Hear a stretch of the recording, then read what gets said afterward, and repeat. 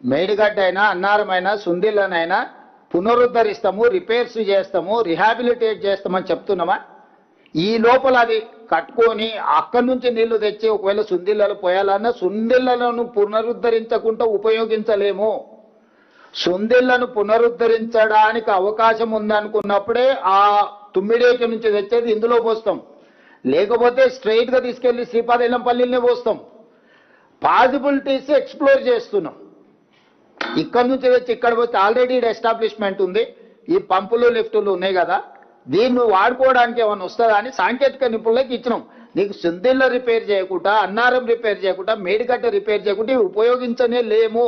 నీళ్లు నిలబెట్టి గేట్లే దించలేము. నర్సింగ్ గేట్లు దించడానికి అవకాశం లేనప్పుడు ఇంకా వినియోగించడం అనేది నువ్వు బుర్రలకెళ్ళి తీసేయి. ఇప్పుడు గేట్లు దించొద్దు అని ఇచ్చిన నివేదిక ఇక్కడ ఉంది క్లియర్ గా. వాళ్ళు నేను ఇంకా చాలా ఉంది ఇంగ్లీష్ లో చదివినిపించడం ఎందుకని మీకు కాగితాలని ఇస్తాం. ఈ నివేదికను రాజేందర్కు పంపిస్తా. 365 పేజీల నివేదికను మొత్తం చదవమని ఉంది రాజేందర్ను. అందుకే స్ట్రైట్ గా రాజేందర్ గారికి వచ్చమే ఈ ప్రెస్ మీట్ పెట్టిన. రాజేందర్ గారికి రెండే డిమాండ్స్ నావి. ఒకటి, ఎన్డీఎస్ఏ కేంద్ర ప్రభుత్వ పరిధిలో పనిచేస్తుంది. మీరు జలశక్తి మంత్రి దగ్గరికి వెళ్ళి ఎన్డీఎస్ఏ చైర్మన్ పిలుచుకొని తక్షణమే తాత్కాలికంగా మనం వినియోగించుకోవడానికి అవసరమైన మెకానిజాన్ని తీసుకొని మాకు సాయం చేయండి అని మీరు అడగండి. ఎన్డీఎస్ఏకు మేము అప్పచెప్తాం ప్రాజెక్టు. ఇక అందులో మీరు ఎవరెవరు జాయిన్ అయ్యి ఎన్డీఎస్ఏతో కలిసి పనిచేస్తారో మాకు అభ్యంతరం లేదు. Point number 1. పాయింట్ నెంబర్ 2, అవినీతి జరిగిన రాజకీయ నాయకులు ఉంటే శిక్షించండి, కానీ రైతులను శిక్షించొద్దండి. మంచి మాట చెప్పినావు. మేము ఎన్ని రోజులైంది సిబిఐ ఎంక్వైరీకి ఇచ్చే మోడీ గారికి, ఎందుకు అది ముందుకు సాగుతలేదు?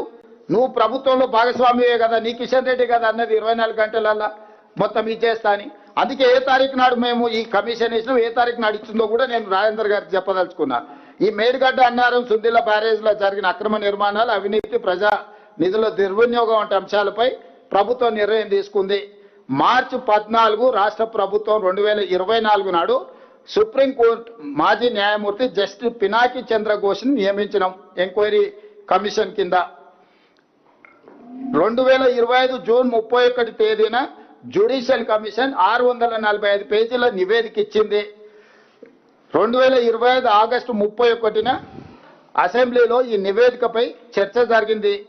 అసెంబ్లీ తీర్మానం మేరకు సెప్టెంబర్ 1, 2025 నాడు సిబిఐ ఎంక్వైరీ చేయమని చెప్పి GOMS నెంబర్ 104 జారీ చేయడం జరిగింది.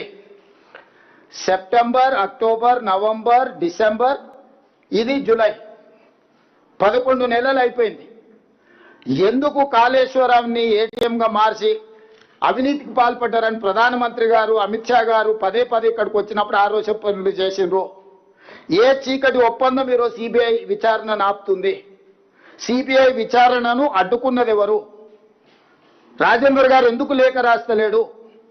తక్షణమే సిబిఐ విచారణ చేపట్టాలి, నిధుల దోపిడీకి పాల్పడ్డ వాళ్ళని శిక్షించాలని రాజేందర్ ఎందుకు అడుగుతలేడు? రేపు పార్లమెంట్ సమావేశాలలో రాజేందర్ గారు ఈ అంశాన్ని లేవనెత్తి కేంద్ర ప్రభుత్వం దగ్గర మూలుగుతున్న సిబిఐ విచారణను తక్షణమే ఆదేశాలు తీసుకొని రావాలి రాజేందర్ గారు. రెండే డిమాండ్స్. ఒకటి, ఎన్డీఎస్ఏ పర్యవేక్షణలో నీళ్ళు ఎత్తిపోయడం. 2, సిబిఐ విచారణ తక్షణమే మొదలు పెట్టడం. ఈ రెండింటికి సంపూర్ణంగా ఈటల రాజేందర్ గారికి ప్రభుత్వం సహకరిస్తుంది. అపాయింట్మెంట్ దొరకట్లేదు, అదే కదా. ఎవరిని అడిగినా వాళ్ళు అపాయింట్మెంట్ లేకుండా తప్పించుకొని తిరుగుతున్నారు. రేపు పార్లమెంట్ సమావేశాల్లో ఇది పట్టుకుంటాము. సిబిఐ విచారణ ఎందుకు ఇది చేస్తలేరు? కేసీఆర్ కి పేరు వస్తారు, ఒకే కారణంతో మరమ్మతులు ఆలస్యం చేస్తారనే విమర్శ బీఆర్ఎస్ చేస్తుంది. కేసీఆర్ కు పేరు ఎక్కడిదిరా నాయన? కేసీఆర్ మొహం జరిగితే బయటకే వచ్చేటోడు కదా. కేసీఆర్ పేరు గురించి మీకంటే నాకంటే కేసీఆర్కి ఎక్కువ తెలుసు కదా, అందుకే మొహం చాటేసిండు కదా. సూపర్ ఎల్నినో ఎఫెక్ట్ ఉంటుందని చెప్పేసి దాదాపు 8 నెలల నుంచి వెళ్ళి వాతావరణ శాఖ అధికారులు చెప్తూనే ఉన్నారు. ముందు నుంచి వెళ్ళి ప్రభుత్వం దీని విషయంలో ఆలోచించలేదు.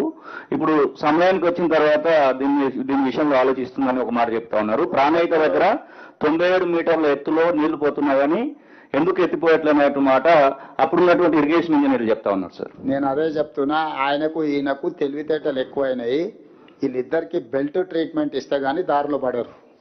వాళ్ళిద్దరికి బెల్ట్ ట్రీట్మెంట్ అవసరం ఉన్నది, అబద్ధాలు చెప్తున్నారు కాబట్టి. నేను అందుకే చెప్తున్నాను, మీరు వెళ్ళి చూడండి, లేకపోతే నిపుణులు ఉంటే